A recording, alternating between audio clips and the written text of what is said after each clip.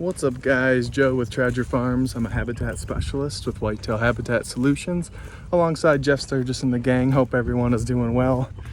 We are out here on the farm today working on some screening for this food plot.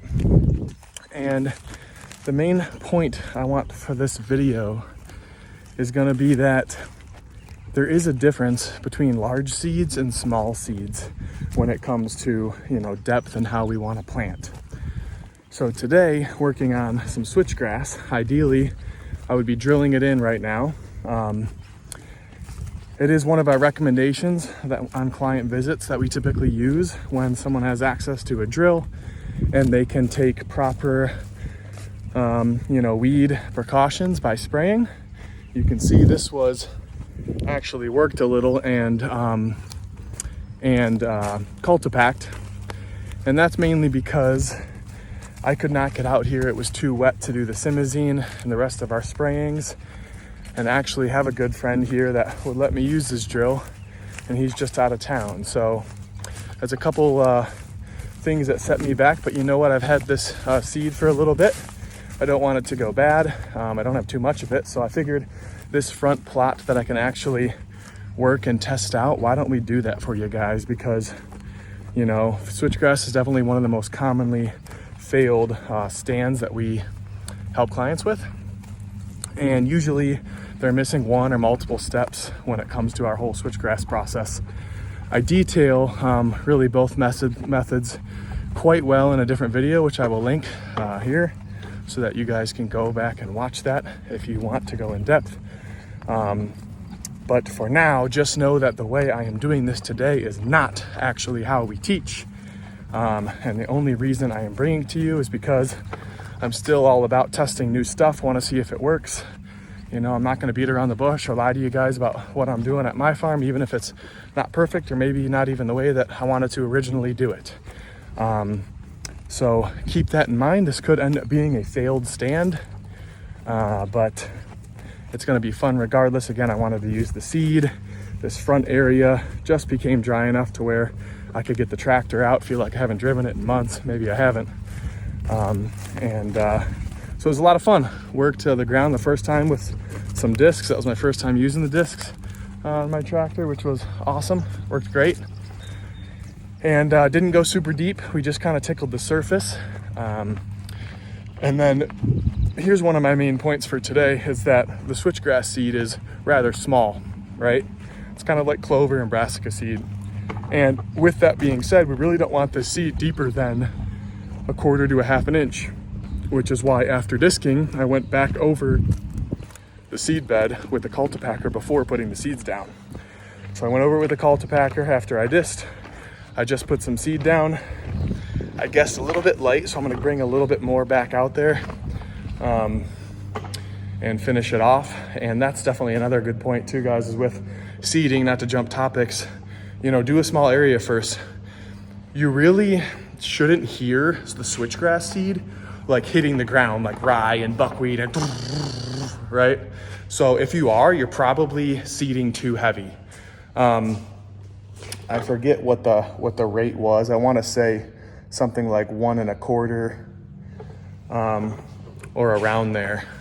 This is a new bag I bought. The mice ruined the other one, and it's just kind of, hold on, let me get a better view for you here.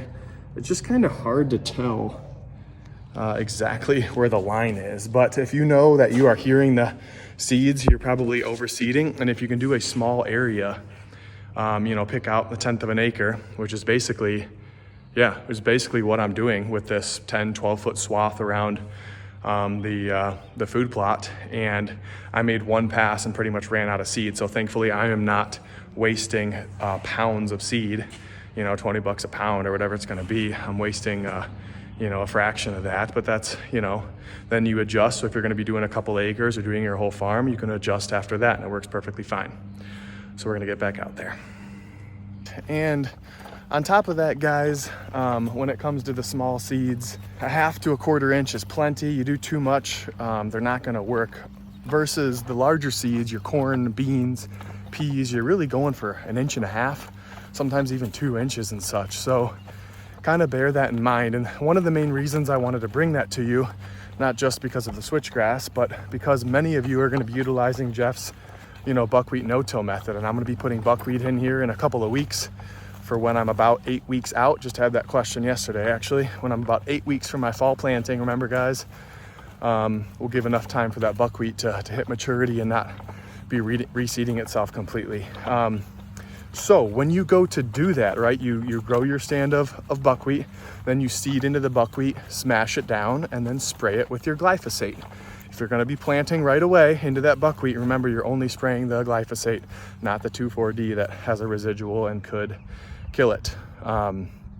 So with that being said, there is some ways you can be a little bit pickier to try and get a little bit more tonnage per acre, right? That's our goal. We want this food for the deer. You guys are spending this money, you're doing this work, and we want the deer to have as much foliage and good stuff as possible. So one way you can do that and you can help with this system is for your smaller seeds. For example, maybe a clover brassica combination, you can smash your buckwheat down and then seed your clover and brassica, your small seed. So what are we doing? Why do I say that? Well, because sometimes if you have an amazing stand of buckwheat, that great stocky, moist, mulch layer you're putting over it could be thick. It can be like a whole carpet rug of good thatch. And that is kind of acting as your moisture, your soil layer, like mulch, if you will. So for the smaller seeds, if we don't want them super deep, and maybe you could take a look at your soil type and see how kind of mushy and stuff things are getting into the ground, you might want to roll that over and spray and then seed right over the top, and then leave the half standing where you would do your larger seeds like a power greens and your or if you're doing peas, beans, things like that. And then you would crush the buckwheat over that seed, because that's going to be helping it get deeper into the ground. All right. So that's just one way to hopefully get as much germination as possible utilizing that quality seed. Jeff, we have his Northern Parma that we're switchgrass we're doing right now. And again, I will bring you guys the results. I'm not going to wait, till 6 months or next year or whatever to bring you this video. I'll post it just to keep you guys aware. And then later on, I have no problem bringing you the results. My idea would be that I work the soil, keep the weeds at bay mostly. The switchgrass will hopefully germinate now that we're getting into later May. It's been a warm winter, right? So I can hope that with enough soft seed count, seed that's ready to germinate in this blend, since I know Jeff tests it rigorously, that we should get pretty decent germination. And then as those weeds start to come up, I will be pretty good, since the barn's right over there, at mowing those weeds and kind of keeping it down. So even if we really only have switchgrass that's a foot, 2 feet, whatever tall, get it at least established going into fall and kind of keep it, even if it's short and at bay. We're going to have corn here on the other side, and we have our row of trees, if you've watched the last video or two, that also border the switchgrass. Of course, it'll be 7 to 10 years until those are actually providing some screening for the plot.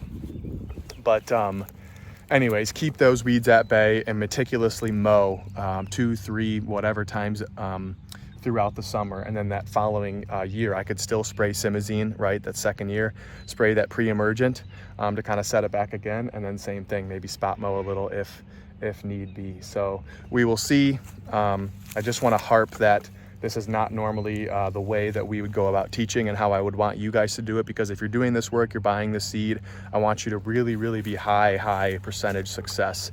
But here we are, we're having fun, we're practicing. Hope you guys are gonna get something out of it. And I'm gonna do one more line, get some mulch, start mulching around these mast trees. We have our soft mast trees coupled with our food up here, since they go together so well. You can see some of the tops are already coming out. I think those are some varieties of crabapple. But the mice did build some nests in the bottom of those tubes, which kind of stunk and definitely killed a few of them. And then the persimmon, which is 4 or 5, are always kind of the last to germinate throughout the year. So those look way behind the crabapple. They're like basically just starting to leaf out, while these crabapple are bursting right now. So anyway, we'll get mulch around those. I already sprayed kind of around them. So we are doing fairly well. We're not too far behind the game. And then as they come back, the mulch will be there. So we'll kind of keep them at bay for the year. Anyways, any questions, guys, leave them in the comments below. I hope that helped you and give you a few ideas for when you're going to be getting your buckwheat in and planting for your food plots, and then we'll circle back on how this worked for the switchgrass. See you guys soon.